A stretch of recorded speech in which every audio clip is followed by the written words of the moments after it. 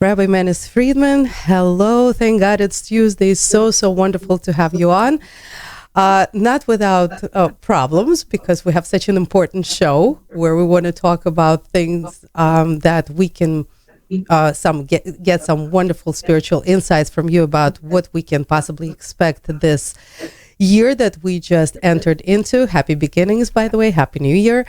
And a lot is happening in the world, which kind of tells us that this year is going to be a difficult year. There are some scary factors going on.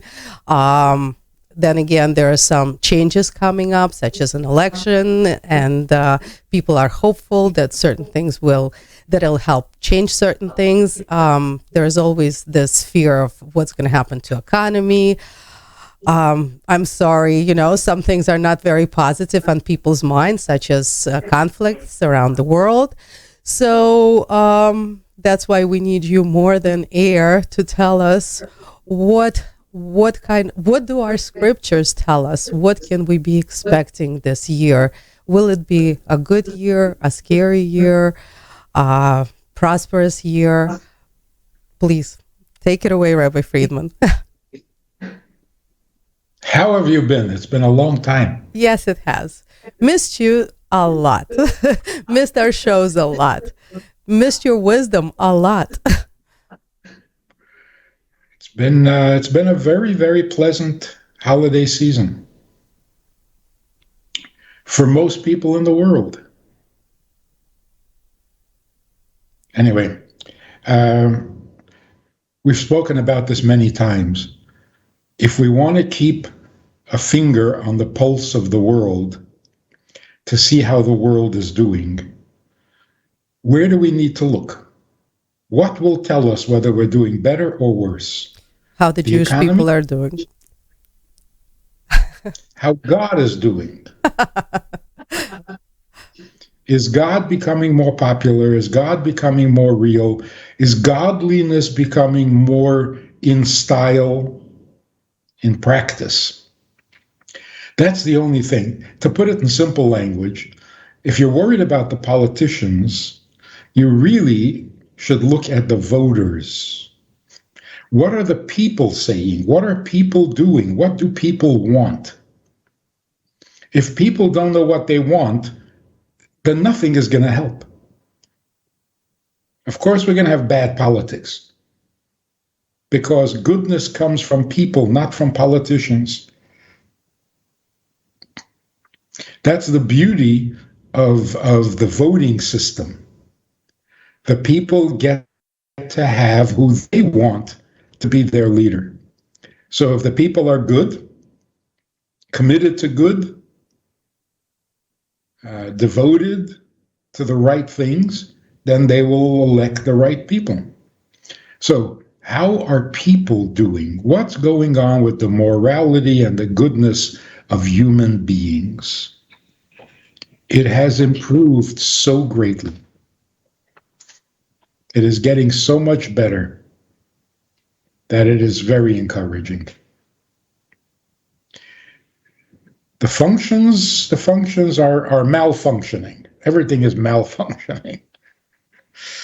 But those are technical things. That's not where we have our freedom of choice. Where we have freedom of choice, we're doing pretty good. A lot better than last year. So we have reason to hope and to be optimistic that the people will get what they want, and they want goodness. They want what's right. Rabbi Friedman, I 100% agree, and I appreciate it, what you're saying, but there's always this fear factor of the fact that there are forces out there that are trying to stop the morality, to interfere with, I'm going to say it how it is, to interfere with elections, because that is what people are talking about, that there are foul plays, and how can we ensure that the people's will is what's going to be is what's going to prevail, and not some trickery or falsehood? Even the biggest lie can succeed only if people let it. You can't push people too far. But if you confuse them, if you weaken their resolve, then you can get away with murder. But when people are not confused and people are not intimidated, you can't. You can't. So all of these gimmicks and all of these tricks and all of these shortcuts with morality and with law and order and so on, it only works because people were confused. We were confused about our health. We were confused about our future. We were confused about everything. Everything. Today, I think we're coming out of the cloud. We're coming out of the fog, starting to see clearly.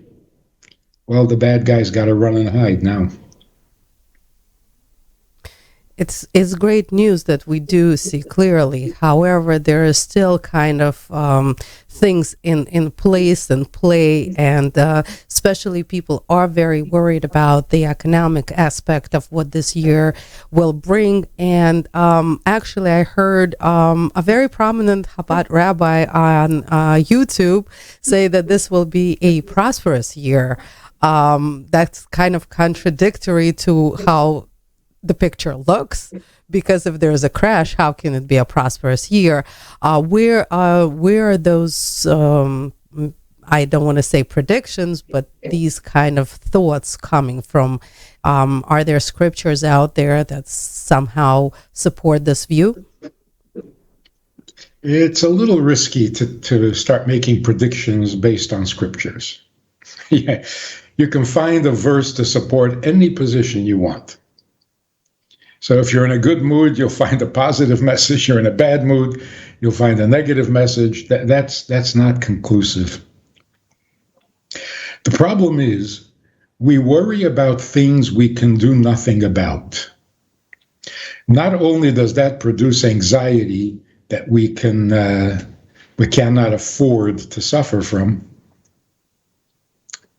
it distracts us from what we can accomplish and what we can control. So let's not do that. The things we can't control, we should not spend time on. It's destructive. It ruins us. So I think somebody on some talk show said, we feel so helpless because what can we do about the environment, and what can we do about the shortages, and what can we do about... Of course you feel helpless. You're focusing on all the things for which you have no responsibility and for which you have no control. The only solution is more goodness, because that's all we really want. We want a better world. We're not doctors. We can't make the world healthier. We're not billionaires. We can't make everyone rich. Billionaires can. But what we can do should not be neglected or become secondary. That should be our focus. Not only our main focus, our only focus.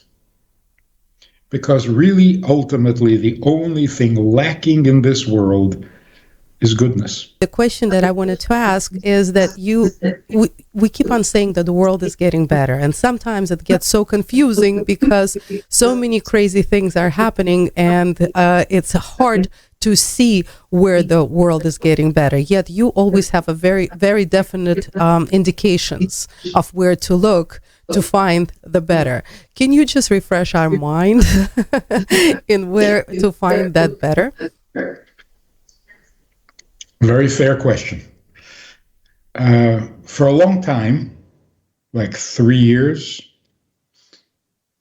it seemed pretty clear to me that the evil in the world today is confusion. Lack of information, lack of knowledge, lack of understanding. we lost our direction. We didn't know where we were going. And that's so dangerous because it opens the door to every kind of destructive force, every kind of selfish instinct. Everybody is grabbing whatever they can because you don't know what tomorrow is going to bring. But confusion is not the same as, intentional evil. So that was the good news. The good news was things are not good, but only because of confusion, not because we're out to destroy each other. So what happens when the confusion starts to lift and we start to see clearly? Well, then all the problems are over. And that's what's happening now. The confusion is lifting. It's gone too far. People are waking up in shock. It's like waking up from a bad dream and realizing that none of that is real, none of that is true, none of that is acceptable. So, for example, in Washington, there is conversation, there's talk about something happening in Israel that forces the politicians to rethink the whole approach to Israel. What happened there? There was a shift. The mentality moved from left to right in Israel. And it's interesting how they measure it. In Washington, the singers, the music that was popular for many, many years, which was very secular, very kind of Americanized, all of a sudden these popular and famous singers are singing about godly issues. God has become common in the popular songs. And that tells you that there is a cultural shift. They also said that today the icon that represents the Israeli individual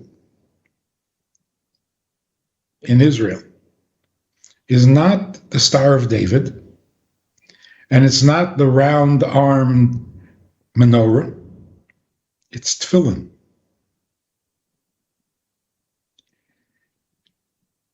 I don't know who else is noticing this, but this is so significant in Washington that they have to change their policy.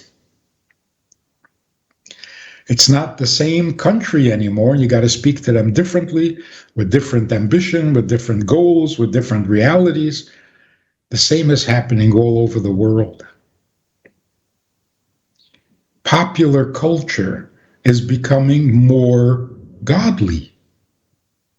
That is such good news for everybody on every issue. Because when people become good, all the problems iron themselves out. I was thinking over the holidays, how different our generation is from past generations.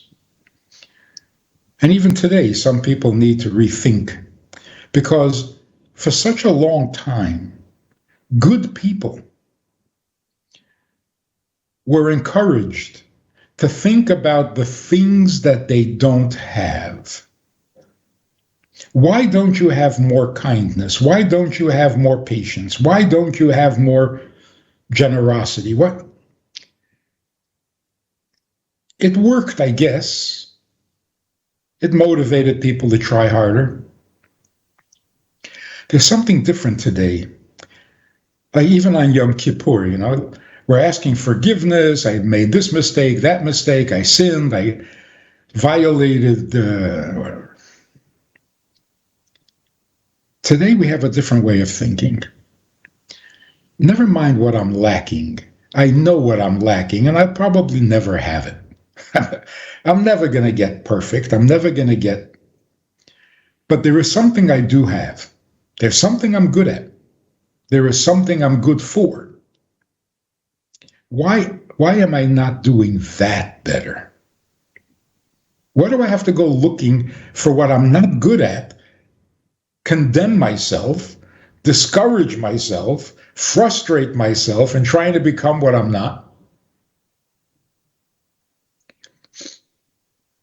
A person says, for example, I'm retired. I don't know what to do with myself anymore. I just have so much free time. What am I supposed to do? See, the answer is always in the question. You have so much free time. So what are you going to do with it? Right. When you were working, you had money to help others, to be generous, to give tzedakah. Right? Now you don't have an income. You're living on your pension. So what are you going to do now? Okay, so now what are you rich in? Don't tell me you have nothing. There's nobody has nothing. Here's a guy who is rich in free time. Well, if that's what you have, then that's what you use to serve God. You have free time, why don't you give some of that to God? Study a little Torah. Read some Tehillim. Go to the local synagogue and help out. You have time, give God some time. Instead of worrying about what you don't have, excel in what you do have. Rabbi Friedman, I just want to clarify that this does not mean overcoming yourself in certain areas, because people can maybe misunderstand what you're saying. For instance, if I had that attitude, I would never be on the radio, because my biggest fear was the fear of public speaking, which I had to overcome. This is not what you mean, right? Not. That is very interesting. How did you overcome and why? It is interesting. I really wanted to. And it took a lot of years and a lot of work. So you had an interest, you had an ambition, something stood in your way, and you overcame it. That's what I'm talking about.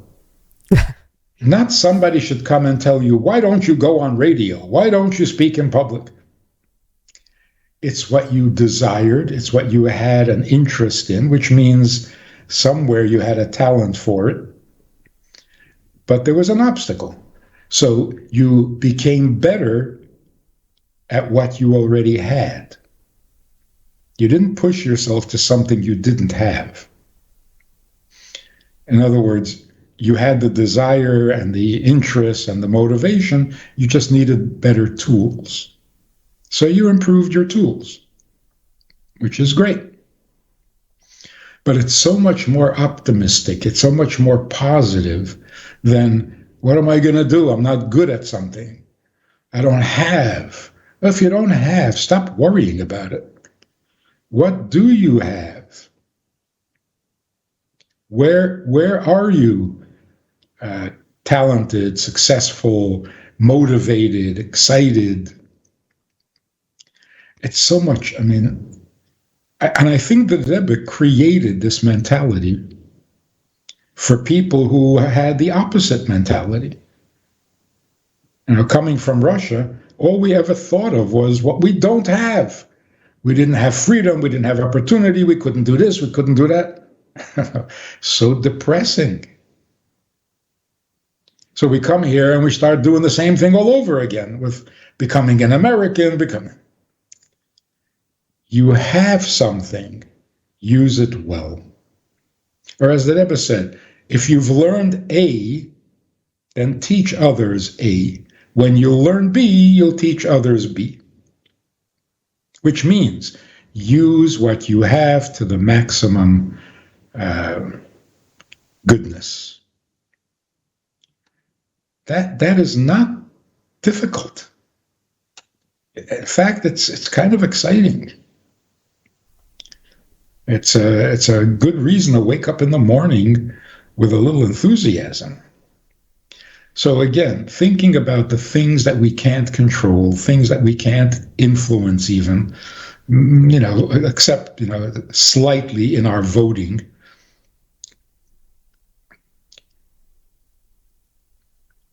It does two things. It discourages, it breaks our heart. It leaves us feeling very insignificant and useless. And on the other hand, it distracts us from where we are useful and capable and powerful. So let's not do that.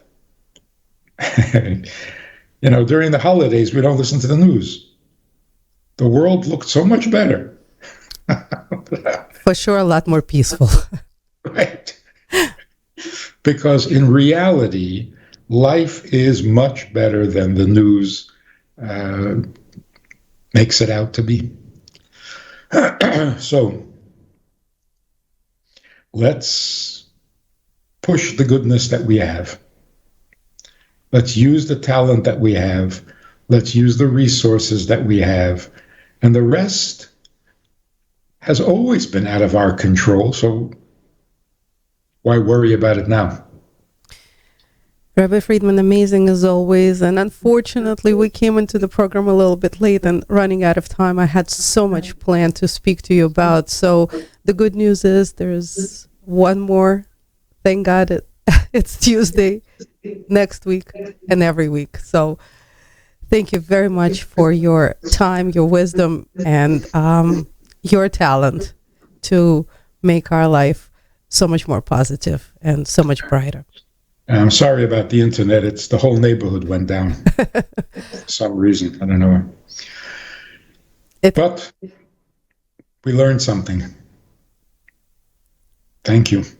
Thank you so much. And very much looking forward to next week during Thank God It's Tuesday to speak to you and get more of your wisdom and your positivity. Even though it was short, I'm sure it still did a lot for our audience and certainly for me. I'm taking it in and keeping it for a week. Thank you. Thank you so much. Have a wonderful week. You too. Bye-bye. Bye-bye.